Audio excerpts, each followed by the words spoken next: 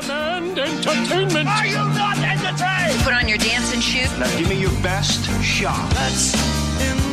On secondment from Mamma Mia. I like saying that. That's a new thing I'm adding to our wheelhouse. Secondment. It sounds so important. Emma Gillespie is here. Hi, Emma. Hello. I'm so glad we're talking about this today. I was on Twitter over the weekend and people were saying their farewells. It was like the dance band on the Titanic. Goodbye, everyone. It's been great, because it was thought that Twitter was going to collapse because of the number of staff that had left. Well, that's been the sentiment for a few months now, and it's sort of like an Elton John farewell tour. No one really knows when the final goodbye is going to come. But yeah, Elon Musk took a vote over the weekend to ask his followers, should we allow Donald Trump back on the platform? Now, famously, after the insurrection, January 6 riots in Washington, D.C., Trump was kicked off Twitter. So that was in 2021. Twitter said, permanently, you're gone, mate. You're done. You're absolutely finished on Twitter. Well, things have changed. Elon Musk has bought Twitter for a cool $65 Australian billion. And as of the weekend, Elon said, all right, I'll put it out to you guys. What do you think? Should we reinstate him? I voted no. Well, 15 million people voted. Amanda Keller was one of them. Yep. And by a narrow margin, 51.8% said, let him back on. I saw So a he's great back. quote by, well, whether he'll want to is another story, but I saw a great quote by the American politician Alexandria Ocasio-Cortez. She said, when she saw the poll, she said, I don't know, man, last time he was here on this platform, he used it to incite an insurrection. Multiple people died. The Vice President of the United States was nearly assassinated. Hundreds were injured, but I guess that's not enough for you to answer the question, so why don't we put it to a Twitter Maybe poll? do some more research on that. And this is the thing with Musk. You know, people are saying, yeah, free speech is one thing, but to allow hate speech is another. But Yeah. Elon Musk's sort of whole libertarian ethos is very, you know, let people do what they're going to do. And if the town square burns down, then it burns down. So it doesn't really come as any surprise at this point. But you're right, Amanda. Everyone's wondering how long has Twitter got left in the tank to stay afloat, because they're bleeding advertisers. Because why would, as an advertiser, there have been a whole lot of things in place in Twitter that gave you confidence that you weren't going to be next to a piece of hate speech. And now a lot of the people who've left in recent months were the people that worked in those departments. So all the safeguards have gone. So why would advertisers stick with Twitter? Exactly. The whole senior leadership team was pretty much sacked on day one of Elon Musk as chief twit, as he calls himself.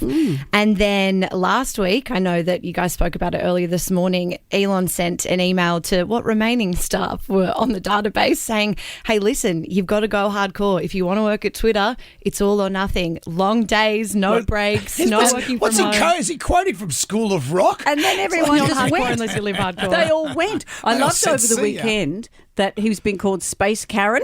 I've seen pictures of his Karen people putting Karen haircuts on him, because now he's in a position where he's saying, hey, if someone can do any coding, can you come to floor 3? He doesn't know how to run the But business. also with the blue tick thing. So now, like, for example, the Jonesy and Amanda Twitter, what we've got is that's got a blue tick. So do we have to pay our $8 for that now? So that's what's happening to the verification process. Now, the blue tick is in place. A lot of people see it as a bit of a status symbol, but really it's there to keep verified accounts safe. So to keep high-profile accounts or people who have any sort of credibility, to keep them safe from, you know, certain amounts of trolling. Or verification is a good thing ultimately. And now Elon is saying, nah, we're going to democratize verification. And if you want a blue tick, it's $8. So people who really are verified are like, well, I don't want to spend that money and be seeming like I'm not real in my verification, and then everyone else going, oh yeah, I want my blue tick. Sure. So it's just becoming the wild, wild west of the internet at this But point. didn't And I Kathy saw- Griffin impersonate Elon Musk? Yeah, to show how easy it was Yeah. to fake it. And I saw Stephen King, who said, you know what, I provide content for your platform. Why am I being charged to be on it now? Yeah. Also, if Twitter goes down, it's not... I know a lot of people love TikTok and all of that, but Twitter has a whole world of people who fight for diversity, people who fight from cultures that don't get another voice. Yeah. It plays a very important role in people's lives. Well, I was thinking on the way in this morning, you know, for people who aren't on Twitter or are thinking, who cares, you know, Twitter's not part of my life. It's a part of a lot of people's lives, but especially in the media, you know, most news will break on Twitter as the first stop in the news cycle. There's so many journalists doing amazing things on Twitter all the time that we in the media really rely on that fast-paced news That's cycle, right. the community that's been built there. That's it. And the community of voices that have no other outlet. In some countries where people have no other outlet, this is the thing that tells us what's going on there. And if I want to model a new Cosy, I go straight to Twitter. Yeah, and if we want to find a silly video or a cat meme or whatever else Straight it to is, Twitter. straight to Twitter. So, look, let's hope that Twitter survives, but I hope that Elon doesn't. Well, in terms of the Trump thing, you know, he's come out over the weekend and said he's not interested. He doesn't even want to come back on because he's got his Truth Social thing that he's developed, and you can only imagine the wonderful things that go on there. I think there'd be reasonable debate on that, Emma. It's great to talk to you, journalist and podcaster at Mamma Mia, Emma Gillespie. We'll catch you next week. See you next week.